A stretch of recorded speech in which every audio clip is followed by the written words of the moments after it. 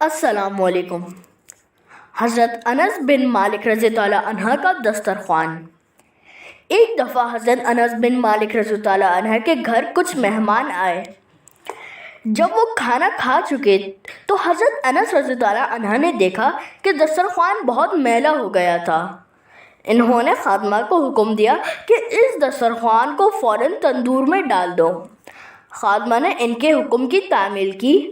مہمانوں کا خیال تھا کہ دسترخوان کے جلنے سے دھواں اور شعلے تندور سے نکلیں گے، لیکن وہ یہ دیکھ کر حیران رہ گئے کہ آگ نے دسترخوان کو چھوا تک نہیں، اور خادمہ نے اسے صحیح سلامت تندور سے نکال لیا۔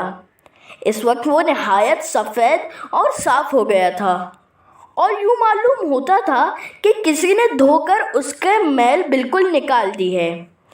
ایک مہمان نے حضرت انس رضی اللہ عنہ سے پوچھا کہ اے صحابہ رسول اللہ، یہ کیا ماجرا ہے کہ یہ دسترخوان آگ سے محفوظ رہا ہے اور پھر صاف بھی ہو گیا ہے؟